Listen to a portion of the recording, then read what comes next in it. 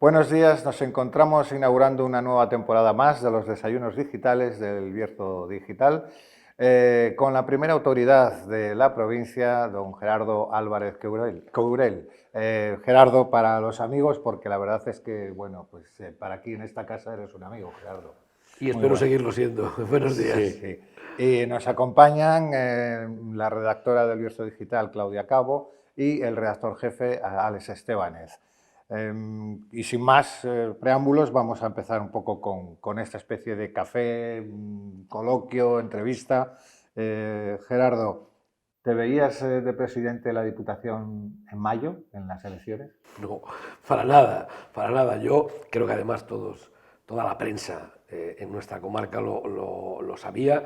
Yo siempre había manifestado que me hubiera gustado, que me gustaría, y lo dije antes de las elecciones, continuar como presidente del Consejo Comarcal. Es decir, la pandemia nos había limitado de hacer algunas de las cosas que queríamos hacer y yo quería continuar esos 4 años para un poco cerrar el círculo de lo que teníamos pendiente de rematar. Principalmente pues, la sede, el parque micológico, incluso esa competencia en la recogida de residuos para todos los municipios del Bierzo.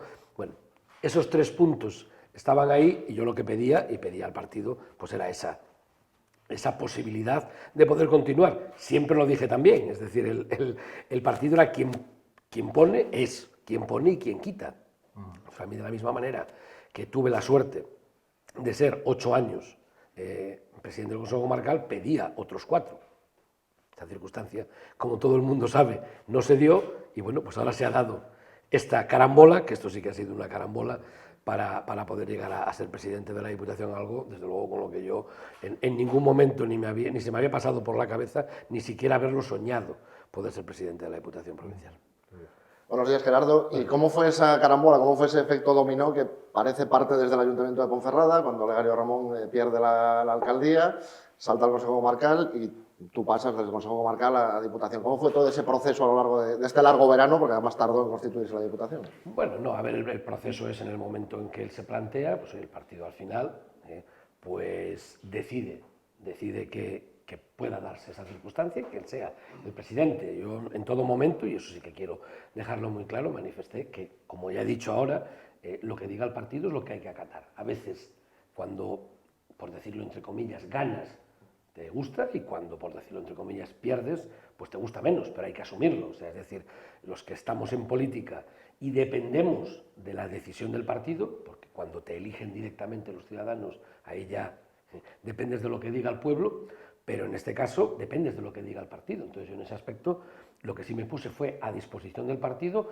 incluso con la idea clara de irme para mi casa, me refiero. O sea, es decir, de no tener ningún tipo de cargo de decisión política y o bien continuar de concejal o incluso retirarme de ser concejal en Bembibre e irme para mi casa.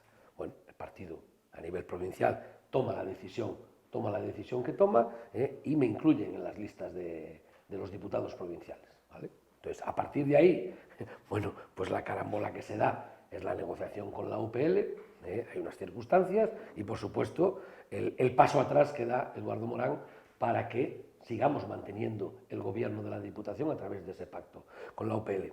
Quiero además destacarlo porque es muy importante, o sea, es decir, el paso que da Eduardo Morán no es un paso que dé cualquiera en política, y eso da a entender 2 cosas. Por un lado, su grandeza política y por el otro lado, su grandeza como persona. Que eso a veces es difícil conjugarlo. Bueno, pues en este caso se conjuga.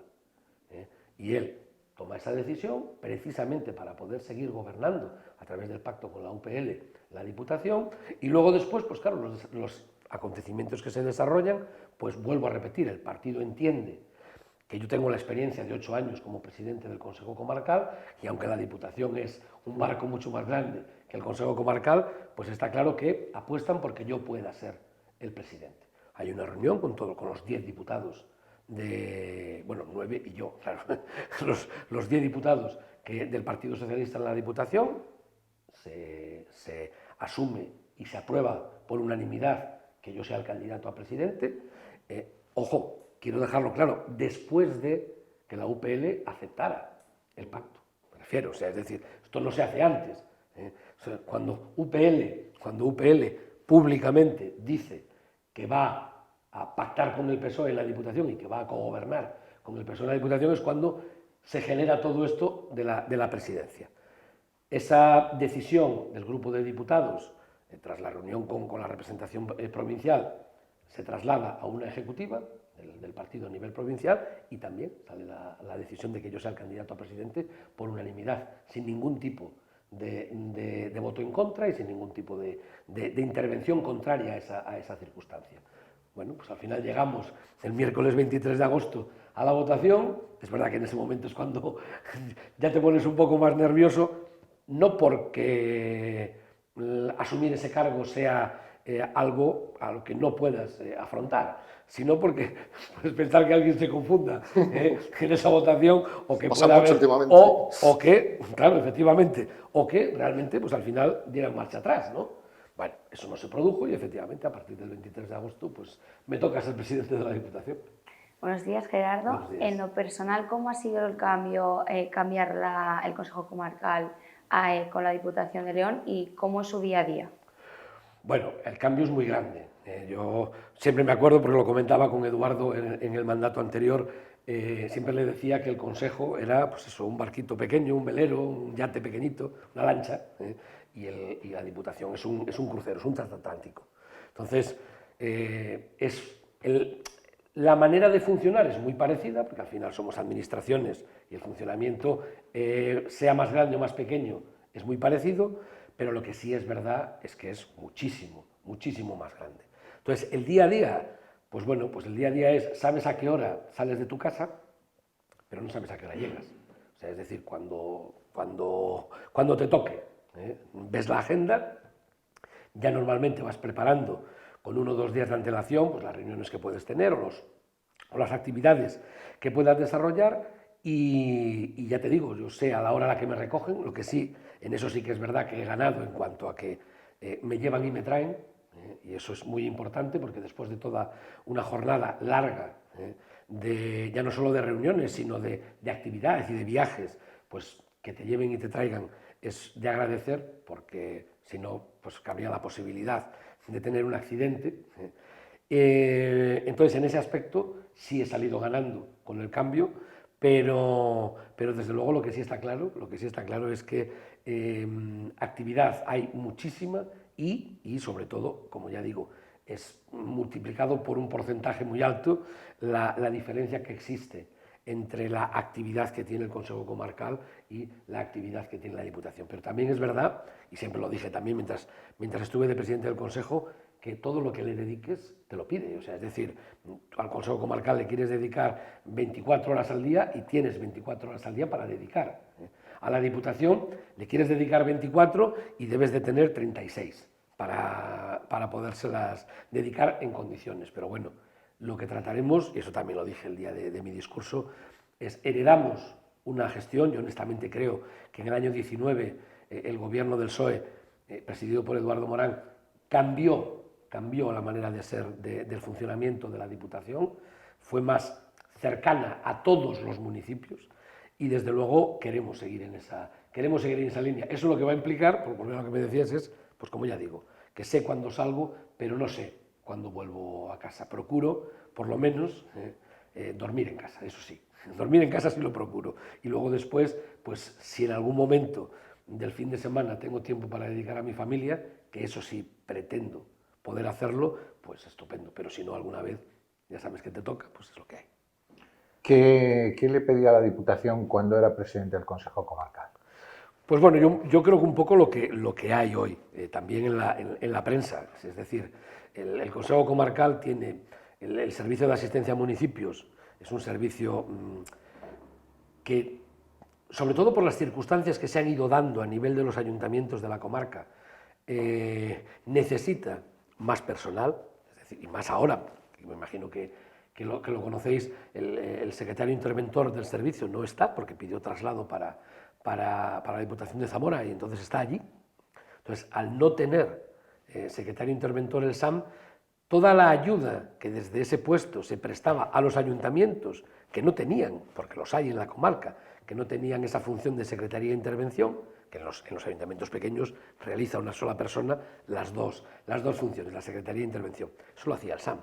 Entonces, lo que le pedíamos desde el Consejo Comarcal a la Diputación era, primero, que diera más dinero, es un servicio totalmente deficitario, la Junta es conocedora de la problemática que hay en los servicios de asistencia a municipios de todas las provincias, y el de la Diputación de León y el del Consejo Comarcal no son ajenos. O sea, un servicio que ronda los 600.000 euros de coste anual no puede financiarse con 200.000 de la Junta y 65.000 de la Diputación. Entonces yo en la parte que me toca desde la Diputación, por supuesto, vamos a incrementar esa dotación, tenemos que renovar ese convenio económico, porque el convenio de competencias, que es del año 94, eso lo hizo, fue la primera competencia que recibió el Consejo Comarcal, de la mano de Rita Prada, y pues ese convenio sí está en vigor. Lo que no está en vigor es la dotación económica, y eso hicimos un convenio de 4 años, ese convenio caducó y hay que renovarlo ahora. Yo, desde luego, la idea que tengo como presidente del Consejo de la Diputación, es que se haga con un incremento. Pero claro, el problema es que a nosotros, y ahora ya hablo como Diputación, la Junta de Castilla y León nos sigue dotando económicamente también de una cantidad muy pequeña. Entonces, tendremos que reunirnos, yo lo había hablado ya como presidente del Consejo con Jesús Julio Carnero cuando era consejero de Presidencia, y ellos tenían ya la información del déficit que planteaba a todas las instituciones provinciales y al Consejo Comarcal también esa circunstancia. Y quedaron de hacer el estudio y de asumir que había que dotar económicamente, ya no solo a nivel de personal, que también, habría que dotar económicamente a los servicios de asistencia a municipios para que tuvieran más presupuesto, porque si no, al final de nada valía, y hablo ahora como consejo, que al Consejo Comarcal se le incrementaran a través del convenio de 2020 300.000 euros, si los tiene que destinar al SAM exclusivamente, ¿vale? ¿Qué es lo que pasa? ¿Por qué se ha incrementado el coste del SAM, por ejemplo, en el caso del Consejo Comarcal? Pues porque había una parte relativa a los servicios informáticos que asumimos desde la institución, pero que después resulta que, precisamente por la baja de uno de los informáticos que había en el SAM, tuvimos que implementarlo a través de un acuerdo económico con la empresa que gestiona ese programa informático. ¿Qué pasó? Pues que eso suponía, quiero recordar, del orden de 80.000 euros más. Entonces, todo eso va sumando, y todo eso que suma al final te encuentras con que es un déficit muy grande en un servicio que es necesario y cada vez más. Yo ahora lo estoy viendo en la Diputación, porque claro, en El Bierzo el municipio más pequeño que tenemos es Barjas, que tiene menos de 200 habitantes, y tiene, si mal no recuerdo, no sé si son 13 o 17 pedanías, que le pasa lo mismo a Vega de Valcarce. Sí, creo que Vega es 17 y Barjas 13. 13 pedanías, que son más pueblos, porque algunas pedanías incorporan a 2 o a 3 pueblos. Entonces, el problema está en que si tú, en el caso de Barjas, por ejemplo, tienes la suerte de tener secretaria, pero si tú, un pueblo de esos, no tiene esa persona que lleve esas labores, tienes que hacerlo desde el Servicio de Asistencia a Municipios. ¿Qué es lo que pasa? Del Manzanal para allá, que es que hay ayuntamientos, municipios con 40, 50 habitantes. Y eso es una problemática seria. ¿Por qué? Porque como además no permiten más que la acumulación por parte de la Secretaría de 2 ayuntamientos, los ayuntamientos que se quedan sin ese puesto lo piden al Servicio de Asistencia a Municipios. Y el Servicio de Asistencia a Municipios de la Diputación también está colapsado. No tenemos la problemática que tiene el de aquí, al que le falta esa figura del secretario interventor. Encima, bueno, también quiero recordarlo y tener un recuerdo aquí para José María Fernández, el arquitecto del SAM, que falleció ayer, que es una persona que estuvo trabajando hasta el último día casi de su vida, porque solo la enfermedad fue la que lo apartó del trabajo. Y tenía 80 años, o sea, es decir, fue una persona que le gustaba muchísimo su profesión y que dedicó toda su vida a trabajar desde que, de la mano de Rita Prada y a través de ese convenio que ya dije, llegó al Consejo Comarcal, ¿vale? Entonces, lo que sí está claro es que hemos tenido, y vuelvo a repetir, en el Consejo, tuvimos una circunstancia que fue, Por un lado, la enfermedad de José María, el arquitecto. Por otro lado, el traslado que pide el secretario interventor del SAM. Y la tercera pata que ha fallado es el asesor jurídico del SAM, que tuvo un accidente y está de baja. O sea, es decir, se juntó, se alinearon los astros, pero en el mal sentido, para que la situación del Servicio de Asistencia a Municipios esté como está. Entonces, yo he hablado con Olegario como presidente y, por supuesto, que nos hemos puesto a la tarea de tratar de ayudar. Y digo tratar porque, como repito, el Servicio de Asistencia a Municipios de la Diputación también está colapsado. Y está colapsado por lo que acabo de decir. Entonces, tenemos una situación grande en la que la diferencia que tiene la Diputación con el Consejo es que la Diputación puede contratar a más gente. Se puede hacer una acumulación de tareas y se puede contratar a más gente. El Consejo lo tiene más difícil. No digo que no pudiera hacerlo, pero tiene más difícil porque económicamente está más limitado. Yo lo conozco perfectamente. Entonces, esa limitación presupuestaria que tiene, porque todo lo recibe de las subvenciones que vienen o de la aportación para funcionamiento de la Junta de Castilla y León, hace que sea muy difícil poder contratar a más gente, que es lo que necesita realmente para poder llevar a cabo esa circunstancia. Y luego después, en el caso del arquitecto, tiene que ser un funcionario, sea interino o sea definitivo, pero tiene que ser un funcionario quien ejerza esa labor, ¿vale? En el caso de José María, que era personal laboral, él sí podía hacerlo porque había como una especie de vacío legal que permitía que se pudiera hacer, aunque él no fuera funcionario, pero nadie que le sustituyera a él podía hacerlo. O sea, era algo personal. Por tanto, es verdad que ahí el Consejo en general y el SAM en particular se encontraban atados de pies y manos. Y a mí es una cosa que me preocupa, comparto la preocupación que tiene Olegario como presidente, pero yo también la tengo porque he sido presidente del Consejo Comarcal 8 años y considero, aparte de una parte importantísima de mi vida, el haber presidido, haber tenido el honor de presidir el Consejo Comarcal, desde luego la implicación que hay que tener, y más cuando es la presidencia quien lleva casi todas las tareas en esa institución, tienes que implicarte y lo llevas ya al terreno personal, es decir, te afecta a nivel personal. Entonces, en ese aspecto, yo quiero solucionar el problema, pero también hay que entender que los trámites administrativos son los que son y para poder solucionar el problema en el SAM del Consejo Comarcal tengo que habilitar dinero y contrataciones en el SAM de la Diputación. Por tanto, hay que tener un poquito de paciencia y sobre todo pedir la colaboración también, porque uno de los problemas que tenía también es el pago de la nómina, etcétera, etcétera, porque no hay interventor. O sea, el secretario interventor del SAM hacía las labores de interventor sustituto en el Consejo. Entonces, pero bueno, ahora creo que se ha solucionado con la acumulación de la intervención por parte de una persona y lo que sí está claro es que eso tiene que valer para que, de alguna manera, por lo menos, el pago de las nóminas quede garantizado y espero que el pago de las facturas también. Perdón por la tal, pero creo que merecía la pena, al hilo de tu pregunta. Perfectamente explicado. Y en líneas más generales, ¿qué planes tiene como presidente de la Diputación para estos 4 años? ¿Va a seguir una línea continuista con la que llevaba Eduardo Morán?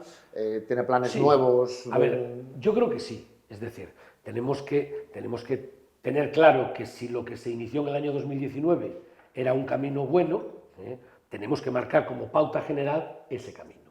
Luego después, pues como siempre, cada uno dejará su impronta y yo tengo una serie de ideas, por ahora generales, porque tenemos que centrarlo en el presupuesto. Ya los departamentos, los diferentes departamentos y las diferentes áreas de la Diputación ya están preparando su presupuesto para el curso 2024 y desde luego lo que sí está claro es que, bueno, pues hay una serie de actuaciones que queremos, ya lo he dicho, lo dije en el discurso de investidura, como él decía también, cada céntimo tiene que invertirse en frenar la despoblación, ¿vale? El otro día que me preguntaron, también lo volví a decir, la manera de frenar la despoblación no es solo poner internet en los pueblos, ¿vale? Que también, es decir, tú quieres que la gente tenga una buena conectividad para poder trabajar desde su casa. Perfecto, y su casa se la llevan al pueblo, estupendo, pero claro, en el pueblo tiene que tener algo más. Ya no digo que tengas el bar y la tienda, que como todo el mundo sabe, cuando se cierra el bar en el pueblo se acaba la vida, o casi siempre se acaba la vida en el pueblo, pero lo que sí está claro es que lo que sí tienes que tener son otros servicios. Y hoy una pareja con hijos que quiera implantarse en un medio rural, con todo lo bueno que eso tiene, y que tenga esa conectividad, si luego no tiene un servicio sanitario o un servicio educacional de educación adecuada, al final terminan viniendo, ¿para qué? Ya no digo para las grandes urbes, Ponferrada es una ciudad grande, por supuesto, pero no es Madrid, pero terminan viniéndose para Ponferrada, ¿por qué? Porque al final en Ponferrada tienen esos servicios que en otros sitios no los tienen. Entonces, es muy importante, y ahí tenemos que implicarnos, sin tener las competencias, pero tenemos que implicarnos para pedir que nosotros colaboraremos en todo lo que sea necesario, pero pedir que la administración competente, en este caso la Junta, dote adecuadamente a las zonas que se vea que hay esa proyección y esa posibilidad real de implantación de gente, de vivienda. Tiene que haber un compromiso de habilitar esos servicios. No pido un hospital en cada pueblo, porque eso es imposible, pero lo que sí está claro es que tiene que haber unos consultorios médicos adecuados, abiertos, con una atención también adecuada y unas escuelas que también tiene que ser. No va a haber un instituto en Busmayor, ¿vale? Pero si en el municipio de Barjas hay una escuela, aunque sea en la cabecera del municipio, y todos los del municipio vayan allí, pues habrá gente que quiera quedarse en Barjas. Y siempre pongo el ejemplo de Barjas precisamente porque es el municipio más pequeño de la comarca, ¿vale? Entonces, en ese aspecto, los que quieran venir a vivir a los pueblos tienen que tener ese complemento. Y si no lo tienen, va a ser muy difícil que la gente se venga a vivir al pueblo, salvo que sean gente ya de una edad, que no tengan la necesidad de tener escuelas para sus hijos, porque sus hijos ya estén criados, pero que no tengan mucha edad, porque al final el problema que vamos a tener va a ser ese, que si tienes mucha edad necesitas servicios médicos y si no los tienes tampoco te vas a quedar. Y Gerardo, para el Bierzo, ¿cuáles son los proyectos más inmediatos y cuáles son los proyectos más a largo plazo? Pues hombre, los proyectos más inmediatos, bueno, creo que lo dije en el discurso del Día de la Encina, el Día del Bierzo, que por cierto espero que para el año 2024 haya otra vez una unidad en la convocatoria de ese Día del Bierzo y que el Consejo Comarcal y Ayuntamiento de Ponferrada vuelvan a la senda del entendimiento para que la convocatoria se haga conjunta como se hizo siempre, o casi siempre.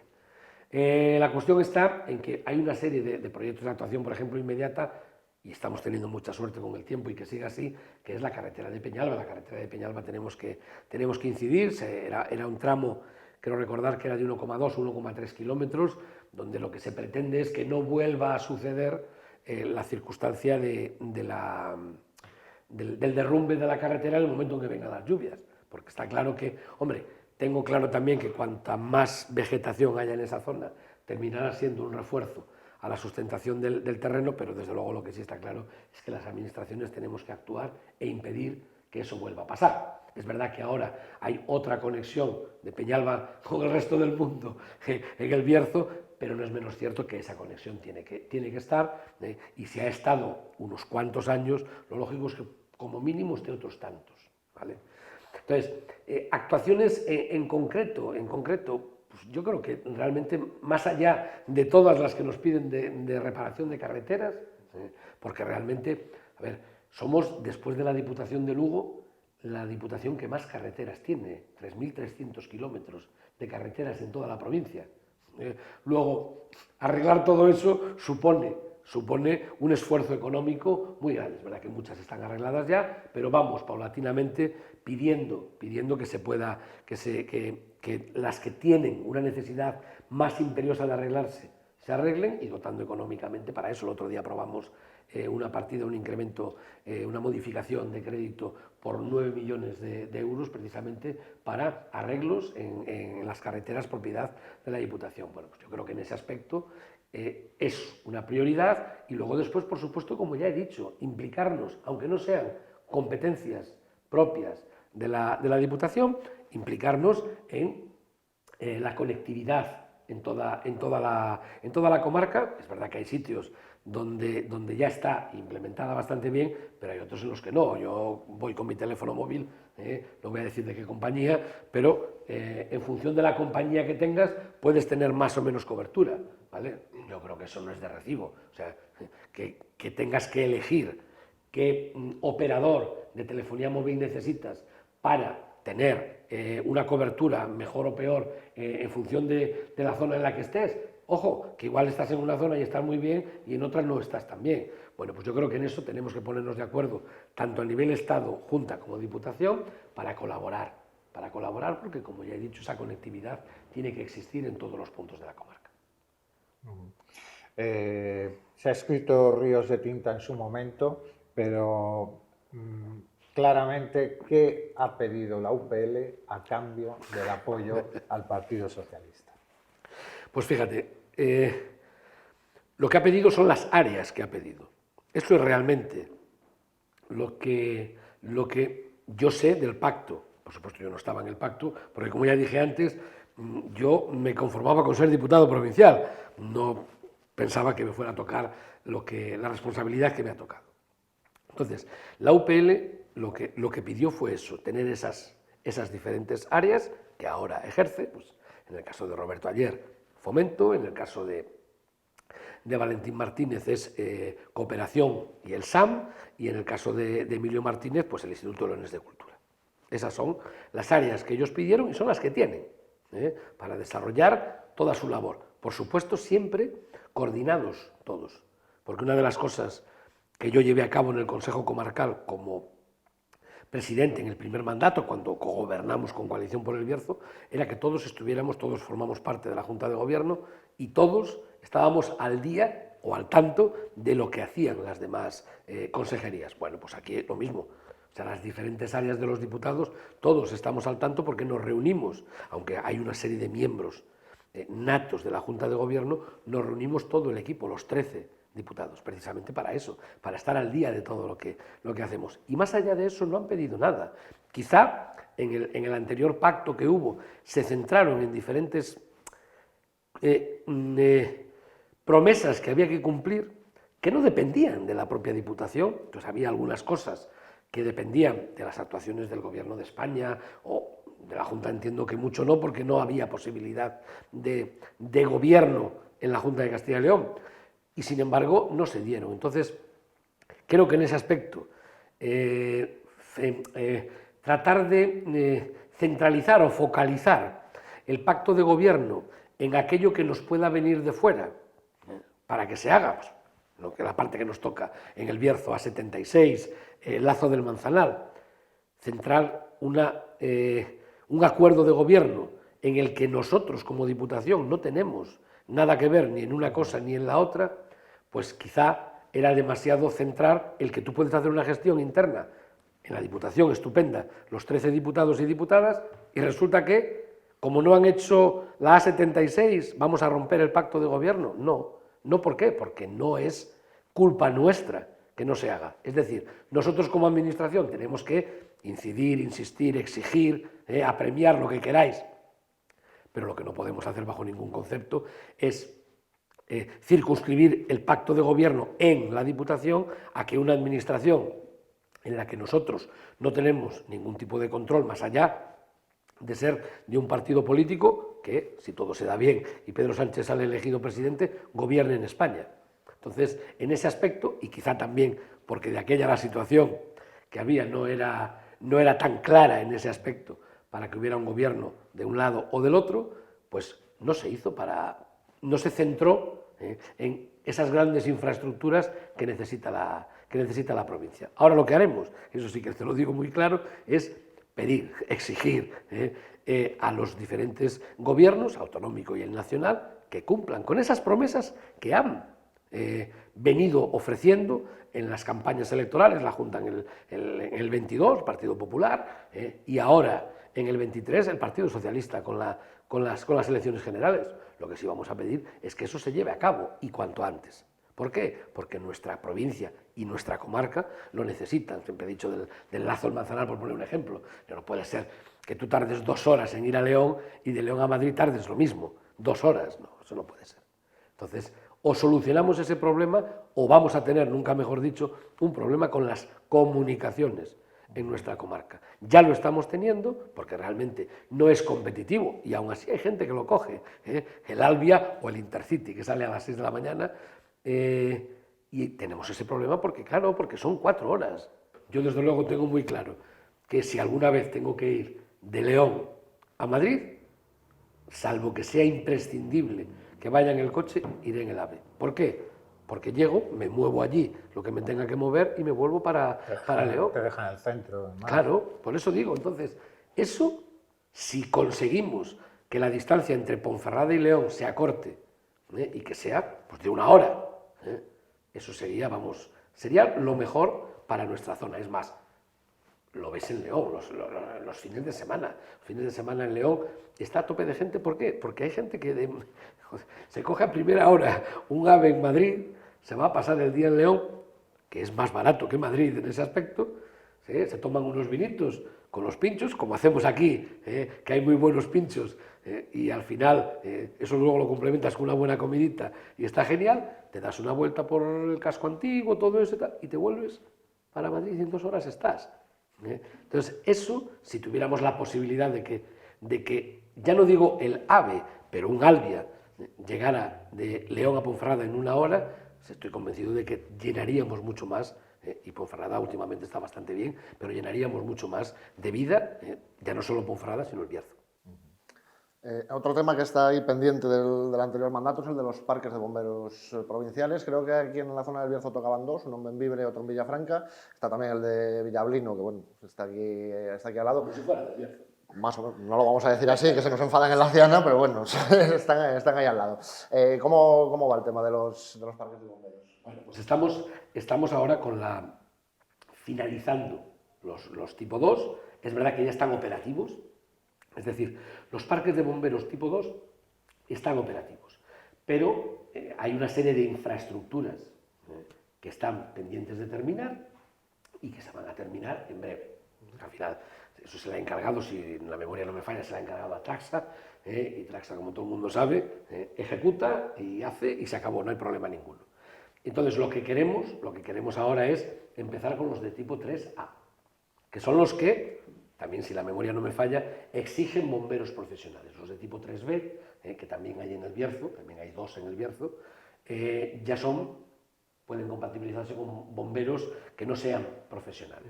Pero los de tipo 3A, y como comprenderás siendo concejal en Bembibre, eso tiene que salir sí o sí, esos van a salir completamente seguro, tanto los que corresponden al Bierzo como los de fuera de la comarca. Eso se van a hacer precisamente porque estamos a la espera de recibir el dinero de los fondos europeos para poder licitar y poder actuar en ellos. Luego, Bembibre tiene la parcela cedida desde hace tiempo. En su día se miró la posibilidad de que se pudiera cambiar de ubicación, pero al final se decidió que ya que el proyecto estaba hecho, se mantuviera ahí, con lo cual, en el momento en que tengamos el dinero, se va a empezar con la licitación para poderlos llevar a cabo. Y yo, garantizo que los parques de bomberos en el Bierzo, los de tipo 3, van a ser una realidad en este mandato, sí o sí. Bien, pues estamos un poco enfrascados en una especie de liza sobre el futuro del Gobierno nacional. Hemos vivido una no nombramiento de Sánchez Feijóo, de Núñez Feijóo, y ahora estamos con Pedro Sánchez, con el líder de su partido. ¿Cómo ve usted un poco ya a nivel político todo esto que está sucediendo, ¿no? Bueno, pues fíjate, por empezar por lo primero, por Núñez Feijóo, una persona que viene a una investidura con unos apoyos, estaban muy claros, PP, Vox, Coalición Canaria, UPN. Acaba esa sesión de investidura, que yo creo que lo enfocó mal, lo debió enfocar como una sesión de investidura y no como una moción de censura, que fue lo que hizo. Realmente Feijóo expuso bastante poco su programa y sí, bastante mucho su ataque a Pedro Sánchez. No entiendo muy bien por qué. O sea, porque al final tú, si eres candidato, lo que tienes que centrarte es en las propuestas que tú haces y no en lo que haga o deje de hacer el otro posible candidato, que no había un debate de candidatos, sino una propuesta. Bueno, la capacidad negociadora en ese aspecto del Partido Popular y de Alberto Núñez Feijóo se vio que es nula, porque entró con esos apoyos y salió la votación con los mismos apoyos. No ganó a nadie en el debate de investidura, no ganó ni un solo voto. Eso que llamaron al voto útil, eso de los socialistas que quieran, no. Señores, o sea, lo que está muy claro es que el Partido Socialista es un partido unido y a nivel de votación va a votar ahora y se podrá comprobar a un candidato que es el nuestro, que es Pedro Sánchez. Está clarísimo. Entonces, vamos a ver ahora, lo que sí está claro es que hemos perdido un mes, que en la situación en la que está el Estado, con la gestión de los fondos europeos y con todo, es muy importante no perder tiempo. A mí me consta que están actuando para que el debate de investidura sea lo más rápido posible. Por supuesto, hay que terminar las negociaciones, eso está clarísimo. Y lo que sí está claro es que este mes que hemos perdido va a hacer que se agilice o se haga más rápido la posibilidad de que Pedro Sánchez sea presidente. Honestamente creo que ya que el candidato Núñez Feijóo no lo ha conseguido, yo creo que el candidato Sánchez es el que tiene que ser presidente del gobierno. Creo que en estos 4 años se ha llevado una política adecuada en cuanto a trabajar por los más desfavorecidos. Yo creo que la subida del salario mínimo interprofesional, la subida de las pensiones, todo lo que se actuó en la pandemia defendiendo a quienes tenían la necesidad de mantener su trabajo. Yo recuerdo la otra crisis en la que el dinero principal que se empleó en salvar a los bancos. No, hay que salvar a las personas. Y eso fue lo que hizo el gobierno de Pedro Sánchez en la pandemia. Dentro de una cosa que también quiero dejar clara, y es que cuando se inicia el tema pandémico, casi todos no teníamos ni idea de lo que podía pasar. Imaginaros llegar al gobierno, cualquiera de vosotros, imaginaos llegar a ser presidente del gobierno y que una de las primeras actuaciones que tienes que hacer 2 meses después de ser nombrado presidente del gobierno es cerrar el país. Es decir, señores, todo el mundo para casa, encerraditos, porque hay una pandemia que está matando a miles de personas al día. Caray, es una cosa que hay que tener, o sea, son decisiones tan difíciles y tan importantes que hay que tener muy claro cuál es el objetivo. Y yo creo que en ese aspecto Pedro Sánchez y su equipo de gobierno lo tuvieron claro desde el primer momento y se llevó a cabo. Entonces, a partir de ahí, luego podemos divagar de si Cataluña, de si España se rompe, etcétera, etcétera. Yo honestamente todavía no he visto a España rota por ningún lado. Lo que sí he visto es que en el año 2017, gobernando el PP, hubo un amago de referéndum o un referéndum y una declaración unilateral de independencia, que duró poco, pero la hubo. Y desde entonces, desde el 1 de junio de 2018, habrá habido palabras, la gente habrá hablado mucho, lo que quiera, pero no ha habido nada de eso. Luego, estamos, desde mi humilde opinión, en el buen camino. Es decir, en Cataluña cada vez el independentismo tiene menos predicamento, precisamente por eso, porque con el diálogo se ha conseguido frenar ese independentismo. El enfrentamiento es el que hace que se pueda llegar, pues eso, a cada uno armarse con lo suyo y ser más beligerante también. No, hay que llegar al diálogo. Y el diálogo lo han tenido todos. Ayer le comentaba, o sea, es decir, lo que no puede ser es que ETA son unos asesinos y Bildu son los asesinos de ETA que están en política, pero cuando Javier Maroto pacta en Vitoria con Bildu, espero que cunda el ejemplo. Cuando Aznar llama a ETA Movimiento Vasco de Liberación Nacional, que tiene bemoles, que este señor que viene ahora dando lecciones de defensa y de lucha contra el terrorismo, llamara a ETA Movimiento Vasco de Liberación Nacional, que eso no se le ocurrió a ningún socialista llamarlo. Felipe González nunca le llamó a ETA Movimiento Vasco de Liberación Nacional, por favor. Bueno, pues todas esas cosas que yo entiendo que entran un poco desde la hipocresía política, que es, si yo lo hago, está bien, y si tú lo haces, está mal. Lo que decimos de la lista más votada, que yo creo, honestamente, creo que Óscar Puente ahí estuvo de 10, cuando le dice a Feijóo, señor Feijóo, de ganador a ganador, ¿por qué usted puede ser presidente siendo la lista más votada y yo no puedo ser alcalde de Valladolid siendo la lista más votada? Es la misma circunstancia. Entonces, al final, tú lo que dices es, es que hay que poner una coletilla. El Partido Popular dice que gobierne la lista más votada cuando la lista más votada es la suya. Cuando la lista más votada, como pasó en 2019 en Castilla y León, es Luis Tudanca, se une con Ciudadanos para quitarle el gobierno. Pero es que yo había estado como concejal en Bembibre en ese mandato votando en contra de una moción que proponía el propio Partido Popular con que gobernara la lista más votada. Entonces, ¿en qué quedamos? O sea, ¿la lista más votada es siempre o solo es cuando me interesa a mí? No, o es siempre o no es nunca. Que además la Constitución lo permite. La Constitución lo que dice es que gobernará quien consiga los apoyos. Y en este caso, y vuelvo ahora al tema nacional, entiendo que Pedro Sánchez conseguirá los apoyos que no ha conseguido Alberto Núñez Feijóo, y conseguirá gobernar. ¿Por qué? Porque conseguirá los 176 diputados que le hacen tener mayoría absoluta y poder ser presidente del gobierno. Y ese es el juego democrático. Tú lo que no puedes es luego decir que es que te apoyas o gobiernas, como he oído muchas veces, es que el PSOE gobierna con Bildu. No, el PSOE gobernó con Unidas Podemos. Ese era el gobierno. Y luego después, en cosas puntuales, requería el apoyo del resto de fuerzas políticas. Es más, EH Bildu no votó a favor de la reforma laboral.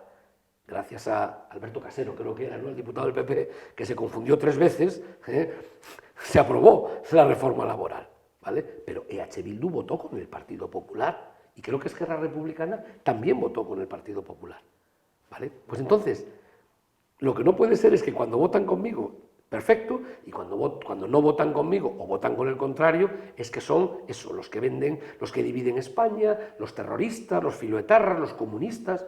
Pero bueno, oiga, que el Partido Comunista se legalizó en España después de la muerte de Franco. Luego, tanto derecho tienen a existir y a vivir los comunistas como incluso los de Vox.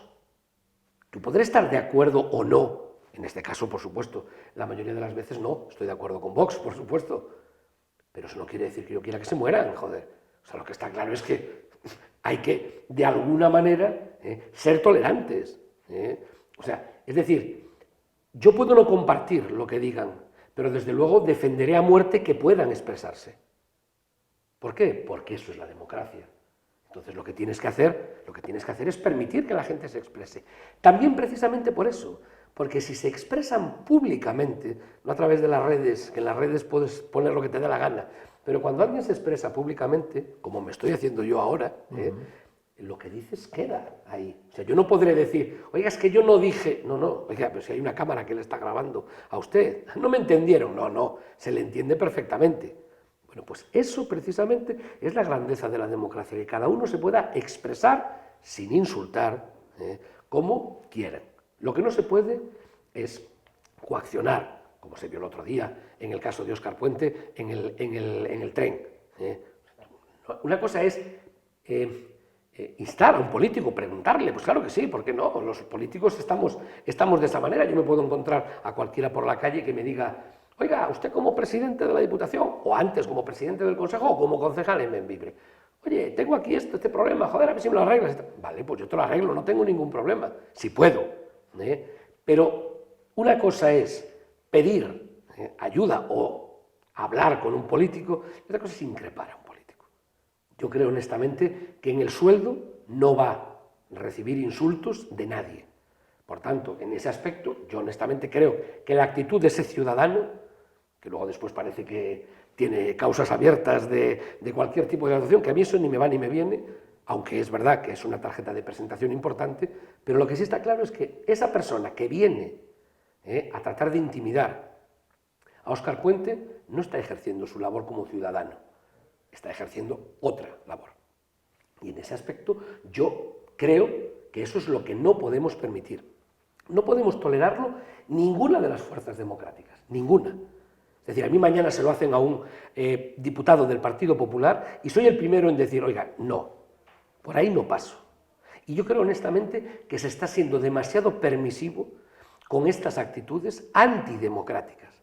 Y esas son las que tenemos que, por encima de todo, las fuerzas democráticas, estar todas unidas para que no se permita que sea quien sea, se le haga una cosa de esto. No puede ser que un escrache a Soraya Sáenz de Santa María, como creo recordar, pues pareciera como que, bueno, es que la gente tiene derecho a protestar y ese mismo escrache a Pablo Iglesias y a Irene Montero fuera, hombre, es que es denunciable.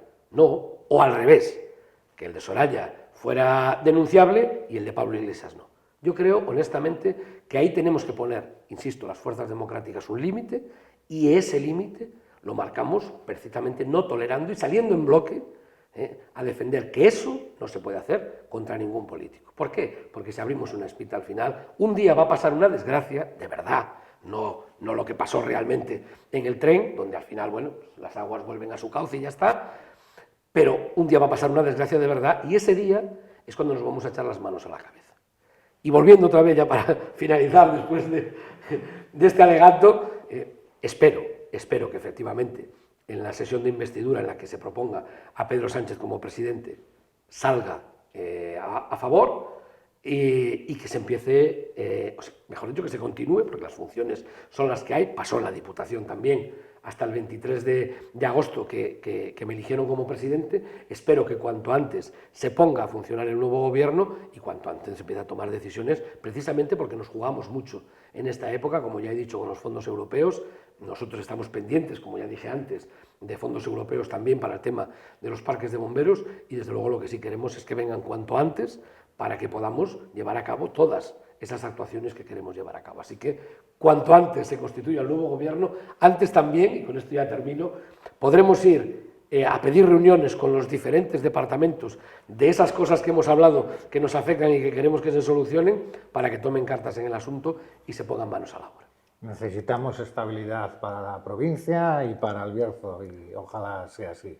Bueno, pues nada más, Gerardo, presidente de la Diputación Provincial de León y expresidente del Consejo Comarcal. Todavía nos cuesta verte como presidente provincial, es la cercanía y los años, es lo que tiene. Me cuesta a mí, ya veis que cuando hablo del Consejo hablo en primera persona del plural, nosotros. Me cuesta también hacerlo, pero bueno, Pero es lógico. bueno, mucha suerte, que vayan las cosas bien. Aquí tienes realmente tu casa y gracias por estar este rato con nosotros y nos vemos en cualquier momento. Para mí ha sido un placer. Bueno, y a ustedes nada más, bueno, pues hasta dentro de 15 días que tendremos otro personaje de la actualidad berciana o incluso provincial, quién sabe. Pero en todo caso, gracias por estar al otro lado y por seguirnos. Muchas gracias.